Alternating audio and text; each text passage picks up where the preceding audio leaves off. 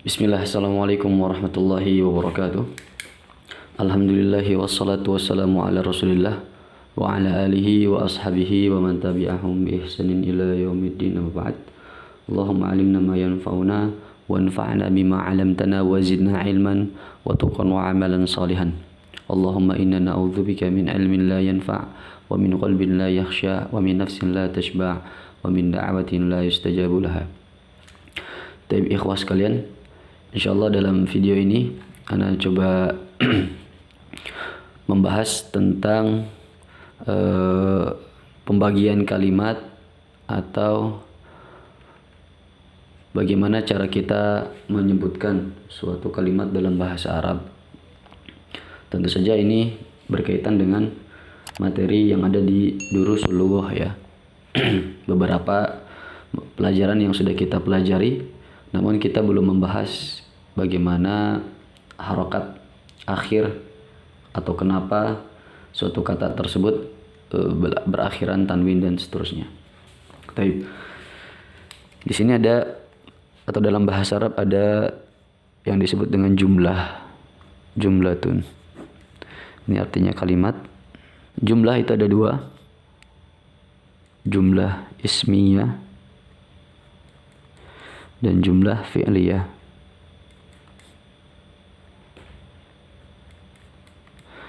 Fi'liyatun, ismiyatun. Kalimat diawali isim, yang ini diawali fi'il. Baik. Kemudian kita kemarin membahas tentang jumlah ismiyah. Jumlah ismiyah ini terdiri dari dua bagian, yaitu mubtada wa khobar. Mubtada dan khobar. Contohnya apa? Al-baitu nadhifun. Kemudian yang kedua, garu.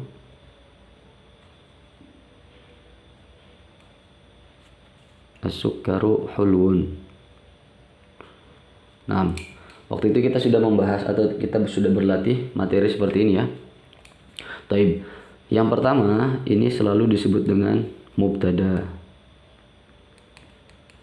Mubtada. Kemudian yang kedua ini disebut dengan khobar. Nah, apa syarat untuk menjadi mubtada?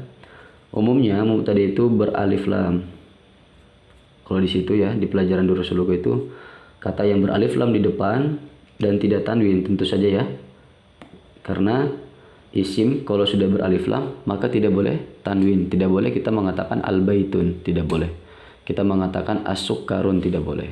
Nah, berarti untuk menjadi mubtada harus ada isim yang diawali oleh alif lam ya, di awal kalimat.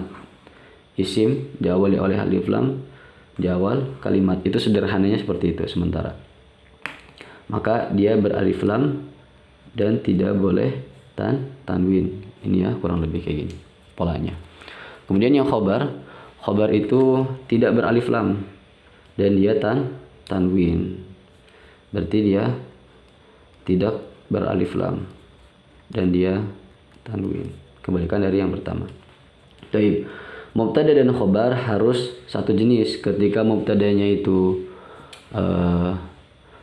mudzakkar, maka ini juga mudzakkar. Ketika di sini mudzakkar, maka di sini juga harus mudzakkar. Baik. Nah, dari segi makna, maka cara menerjemahkannya yang nomor satu, rumah itu bersih.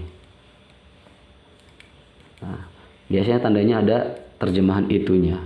Karena kata itu ini kembali ke kata yang beralif lam. Berarti al-baitu rumah itu, as-sukkaru berarti gula itu. Gula itu manis.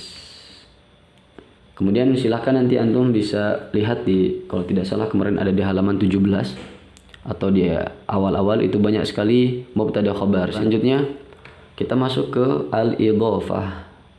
Artinya penyandaran. Maksudnya ketika kita menyandarkan suatu benda kepada suatu yang lain, atau umumnya adalah kepemilikan ya.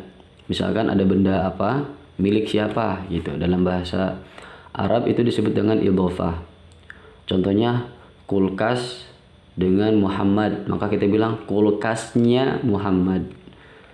Anak Muhammad, anaknya Muhammad gitu. Jadi ada kata, kemudian kata tersebut dimiliki oleh orang lain. Nah, ini biasanya rangkaiannya disebut dengan idhofah. Terdiri dari dua juga ini. Yang pertama mudhof, mudhofun ilaih. Nah, seperti apa contohnya? Contohnya baitu Muhammadin. Yang satu, yang kedua baitul amili. Terjemahannya rumahnya Muhammad. Ini ada nya-nya. Kenapa? Ini rangkaian ciri khas dari rangkaian idhofah, maka cara menerjemahkannya ada istilahnya. Baitul amili, maka rumahnya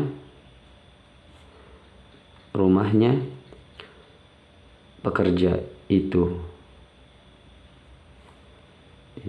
rumahnya Muhammad itu ya, ini juga sama, rumahnya pekerja itu. Taib. Nah, yang pertama disebut dengan mudhof, yang kedua disebut dengan mudhof ilaih.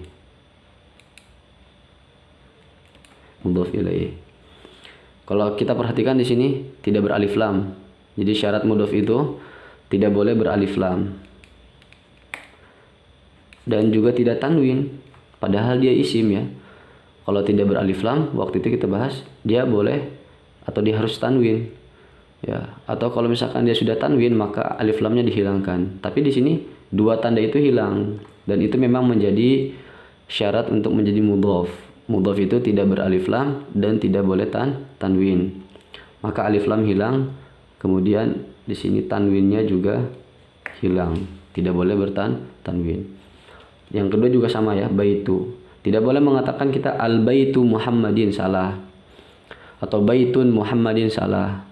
Maka harus baitu Muhammadin. Baik. Kemudian yang kedua kita perhatikan di sini nama orang. Kalau nama orang berarti tanwin dan harus kasroh. Berarti mudhof ilaih itu harus kasroh. Begitu juga al-amili juga harus kasroh. Berarti yang boleh kasroh dalam keadaan mudhof ilaih dan dalam keadaan majrur ya, diawali oleh huruf jar. Kemarin kita sudah bahas. Berarti kalau diawali oleh huruf jar, isim itu harus kasroh. Atau ketika dia menjadi mudhof ilaih maka dia harus kasroh. Baik, mungkin ini saja materi untuk jumlah ismiyah dan idhofah. Jelas berbeda ya maknanya juga. Kalau yang pertama tadi jumlah ismiyah.